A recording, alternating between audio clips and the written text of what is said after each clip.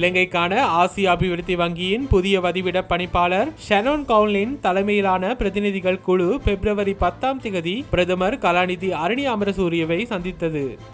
இலங்கைக்கான ஆசிய அபிவிருத்தி வங்கியின் புதிய வதிவிட பணிப்பாளராக நியமிக்கப்பட்டுள்ள ஷனோன் கவுலின் அவர்கள் தலைமையிலான பிரதிநிதிகள் குழுவினர் நேற்று பிரதமர் அலுவலகத்தில் பிரதமர் கலாநிதி அருணி அமரசூரியவை சந்தித்தனர். பிரதிநிதிகள் குழுவினரை வரவேற்ற பிரதமர் புதிய பணிப்பாளருக்கு தமது வாழ்த்துக்களை தெரிவித்ததுடன் ஆசிய அபிவிருத்தி வங்கியின் நீண்ட காலமாக நிலவி வரும் கூட்டுறவை நினைவு கூர்ந்தார். அத்துடன் இலங்கையின் தேசிய அபிவிருத்தி முன்னுரிமைகளுக்கு அமைய ஆசிய அபிவிருத்தி வங்கி காட்டி வரும் தொடர்ச்சியான ஈடுபாடு வழங்கி வரும் ஒத்துழைப்பிற்கும் பிரதமர் தமது பாராட்டுக்களை தெரிவித்தார். டித்வா சூறாவளியை தொடர்ந்து ஆசிய அபிவிருத்தி வங்கி வழங்கிய காலத்துக்கு ஏற்ற உதவிகளுக்காக தமது நன்றிகளை தெரிவித்த பிரதமர் இயற்கை அனர்த்தங்களின் உடனடி பாதிப்புகளை குறைப்பதில் இத்தகைய உதவிகள் மிக முக்கியமானவை என்பதனையும் சுட்டிக்காட்டினார். இதேவேளை ஐரோப்பிய வெளிவிவகார சேவை பிரதிநிதிகள் பிரதமரை சந்தித்தனர்.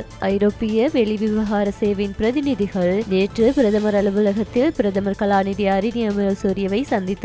ஐரோப்பிய வெளிவிவகார சேவையின் பிரதிநிதிகள் குழுவினரை வரவேற்ற பிரதமர் இலங்கையின் முக்கிய அபிவிருத்தி மற்றும் பொருளாதார பங்காளியாக ஐரோப்பிய ஒன்றியம் விளங்குவதை சுட்டிக்காட்டியதுடன் இருதரப்புக்கும் இடையிலான நீண்ட கால பங்காளித்துவத்தை மேலும் வலுப்படுத்தலும் ஆழப்படுத்தலும் எத்துணை முக்கியமானது என்பதனை வலியுறுத்தினார்.